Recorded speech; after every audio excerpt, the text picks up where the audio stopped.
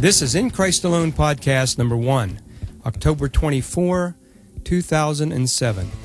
You are listening to the teaching of Jeff Harkin from a recent A Gospel Way of Living seminar. Jeff is talking about what is your concept of God?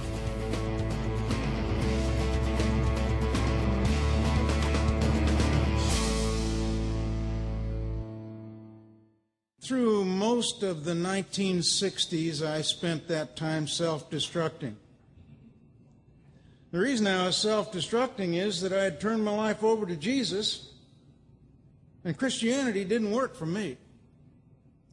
And I wound up concluding that Christianity is for nice people. And I knew I wasn't one. I hadn't been before. I turned my life over to Jesus trying to get him to fix it. It didn't seem like all that much changed because I came under a system which really boiled down to how to fix yourself. And I wasn't very good at that. I found out I still inside kept it a secret, but I still loved all the wrong stuff and was bored by all the right stuff. And I got really mad at God for not fixing me the way he was supposed to do, I thought. I got really mad at me for not fixing myself. And pretty much wound up hating everybody else at the same time and blaming as many other people as I possibly could. What happened in my Christianity is something called performance-based acceptance, which essentially is legalism, okay?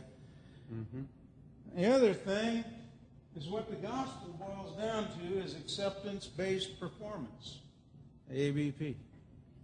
Once you know that you're in, not out, that the acceptance is working because of the cross, right, something begins to happen in there.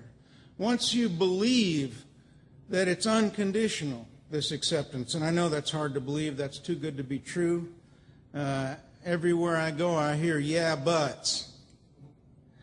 Boy, we're saved by grace, but, I say, no, you put a but on it, and I'm out.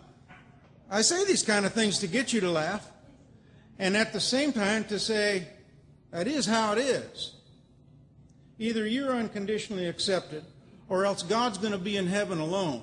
Right. It's as simple as that. Face it. All right, so let's see if I can work this outfit. Here we go. Greatest love of God. All right, what is your concept of God? That's right, that's what Bernie said I was going to talk about this.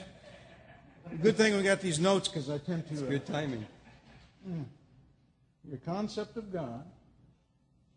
This is so fun to play with this.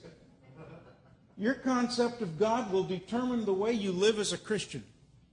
That's right. Not only that, it's going to determine what you think of you. It's going to determine how you relate to other people. Who you think God is, what you think he's like. It's going to make all the difference in the world in how you live. When I was in college, I think I crammed maybe 4 years of college into 16 or 17 years because I had to work a lot during that time. I kept wanting things, and so I'd go back out and buy some things, and I'd get tired of whatever job that was and go back to college again.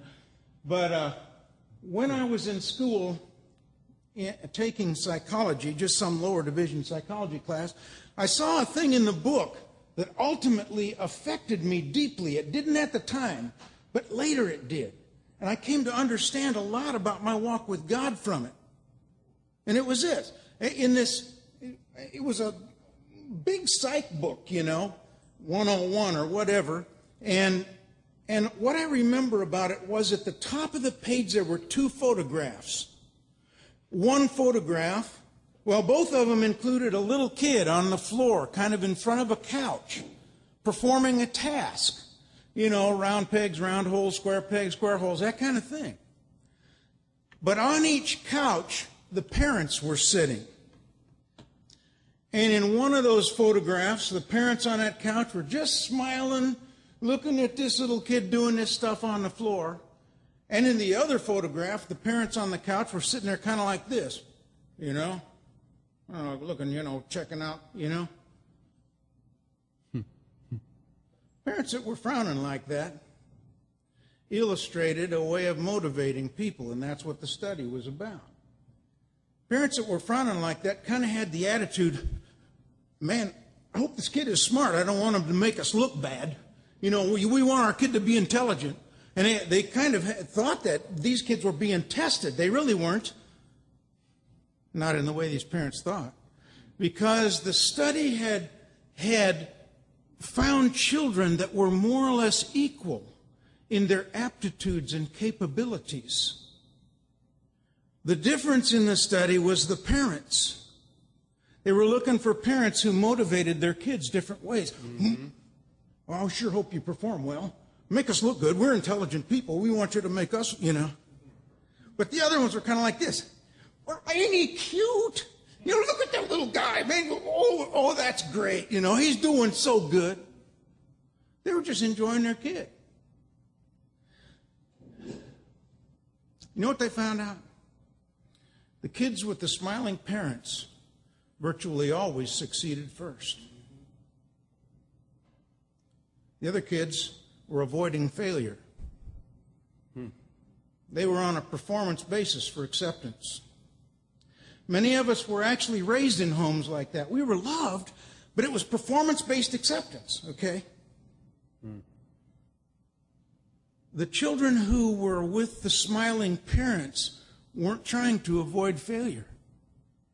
What they found out in terms of motivation was they were just seeking success. Hey, somebody told me to put these blocks in the holes. I'll see if I can do it. Mm-hmm. All right, now think about this, because this came back to me years later when God started showing me this grace and started saving my life.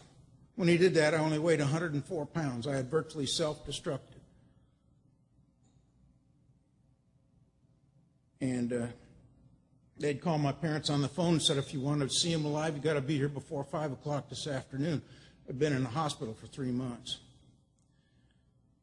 And right at that time, God was starting to show me about how grace works and beginning to save my life through it. And some of these things started coming back.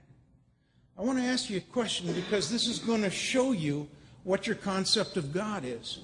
In your Christian life, do you spend much of the time and much of your thinking trying to avoid failure? Now think about it.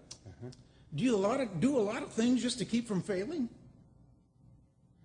Because that's how I was. Of course, I quit on that. I don't necessarily recommend quitting, because it is very self-destructive if you go out angry and more or less violent. But if you spend quite a bit of your Christian life just trying to avoid failure, oh, I can't look at that, got to read this, got to think that, can't think that, you know, all that kind of stuff. Oh.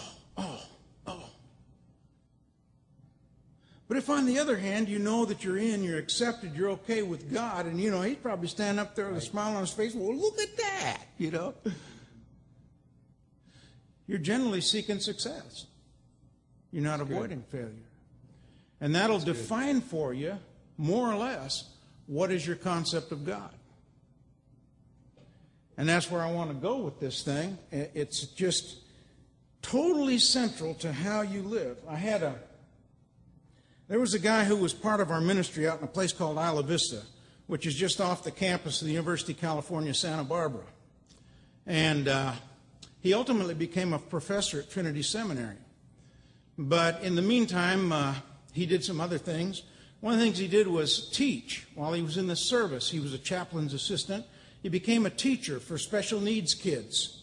And he had some kids that how should we say, were intellectually challenged, is the way we're supposed to say it now. But actually, they, you know, if you want to put it the other way, they were just slightly retarded, not very much, but some. He had 13 of them. And he kept working with them for month after month after month in his classes. And he had 11 kids that they were getting better. They were making progress. He was so happy about it. He had 2 kids that never made progress. They seemed to be getting worse.